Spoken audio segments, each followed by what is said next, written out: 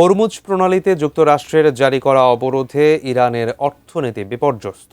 এই অবরোধ দেশটির সবচেয়ে মূল্যবান পণ্য তেল রপ্তানি কঠিন করে তুলেছে। দ্রব্যমূল্যের ঊর্ধ্বগতির কারণে নিত্য প্রয়োজনীয় দ্রব্য কেনার সামর্থ্য হারিয়ে ফেলেছে তেহরানের বহু পরিবার।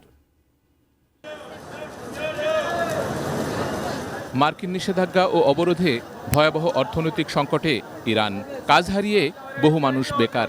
যাদের চাকরি আছে তাদের অনেকে আগের তুলনায় কম টাকায় বেশি সময় কাজ করছেন। জিনিসপত্রের দাম দিন দিন বাড়ছে।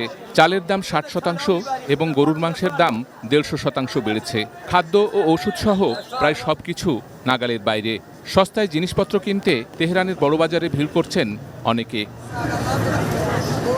তেহরানের এক বাসিন্দা বলছিলেন, যারা শুধুমাত্র একটি নির্দিষ্ট বেতনের উপর নির্ভরশীল তাদের পরিস্থিতি খুব কঠিন।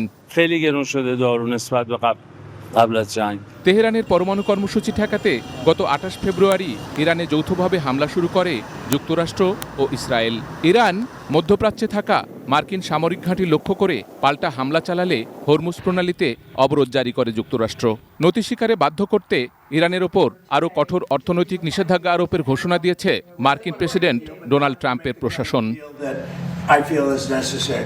চলতি সপ্তাহে ইরানের সাথে সমস্ত বাণিজ্য স্থগিত করার ঘোষণা দিয়েছে সংযুক্ত আরব আমিরাত। দেশটি এতদিন ইরানকে নিষেধাজ্ঞা এড়িয়ে অন্যান্য দেশ থেকে পণ্য পেতে সাহায্য করেছে। আন্তর্জাতিক মুদ্রা তহবিলের পূর্বাভাস, বছরের শেষ নাগাদ ইরানে মুদ্রাস্ফীতি প্রায় 70% বাড়বে। সরকারি ভর্তুকির কারণে পেট্রোল এখনও সস্তা, তবে সরবরাহ কমে আসায় এই পরিস্থিতি স্থায়ী নাও হতে পারে।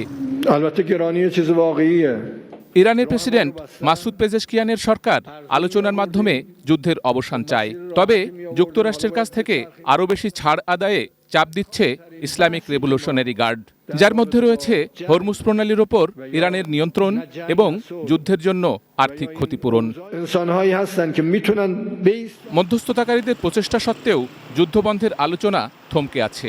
অর্থনৈতিক চাপে ইরান সামরিক বা রাজনৈতিক ছাড় দিতে বাধ্য হয় কিনা এমন আশঙ্কার কথা জানাচ্ছেন অনেক বিশেষজ্ঞ। তবে দীর্ঘদিন পশ্চিমা নিষেধাজ্ঞার আওতায় থাকা ইরান এখন তা আংশিকভাবে এড়িয়ে চলতে সক্ষম বলেও মনে করেন অনেকে। Sheikh Abdus Salam, desk report, ATN news.